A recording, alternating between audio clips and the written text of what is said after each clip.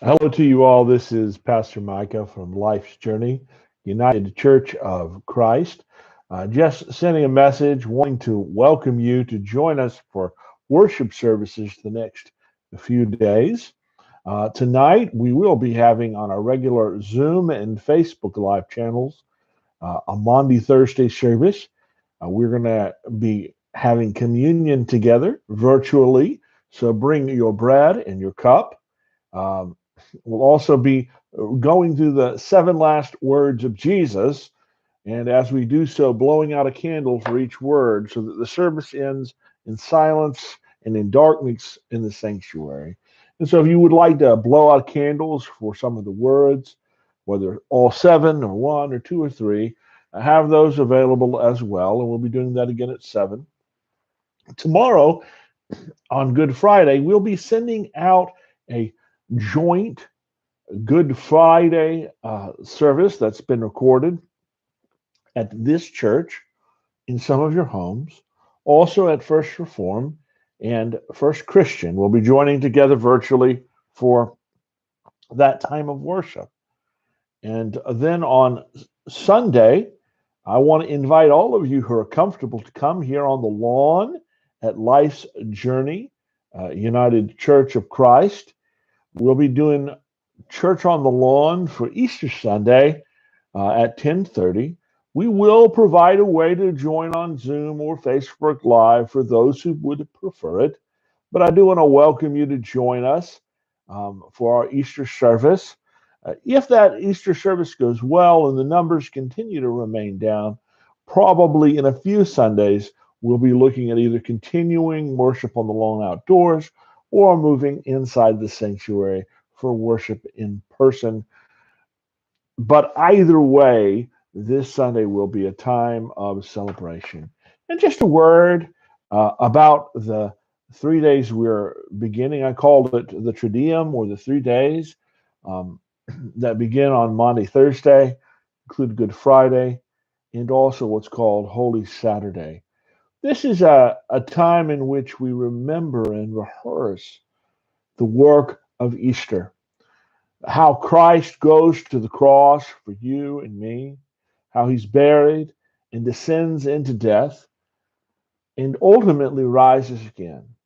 And it seems like such an appropriate thing this time of year where we carry so many griefs. One of my favorite theologians, Walter Brueggemann, a UCC Bible scholar working with the Old Testament and the Hebrew Scriptures, talks in his work on the Psalms about the movement of the spiritual life of one from orientation to disorientation to reorientation.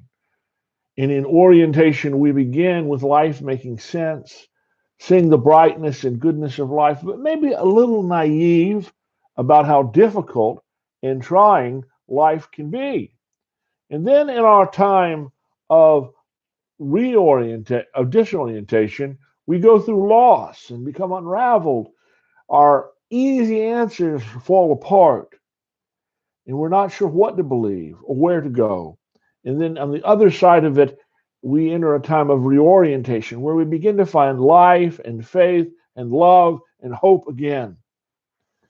Well, Brueggemann says that's the movement the prayers of the Psalms in Scripture go, but it's also the movement of Jesus. For he shows in his life our pilgrimage. He experiences loss, and the disciples experience loss with him. But on the other side, on Easter morning, the pieces get put together in a new, more life giving way.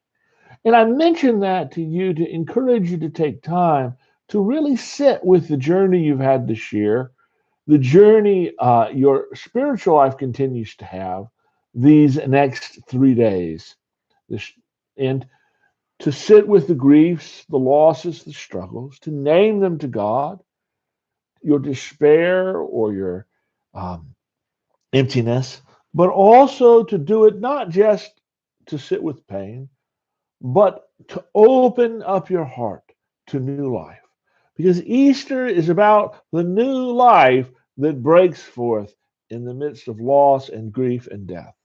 And I truly believe that we're in a time of new life for each of us individually, for the church, and for our communities, if we will have the faith and the courage to step forward and embrace it. Let's do so this Easter. So I hope I see you tonight at our Monday, Thursday service online. I hope that you enjoy the Good Friday celebration being sent out on email. I hope Saturday you take time to renew, to meditate, and to pray. And I hope on Easter morning to see as many of you as are able in person here, bringing your folding lawn chair or your picnic blanket for worship on the lawn to celebrate Easter together. And as I said, we'll have a way to access that virtually if you're not comfortable coming in person quite yet. Happy Easter to you, and my prayers are with you during this holy time. God bless.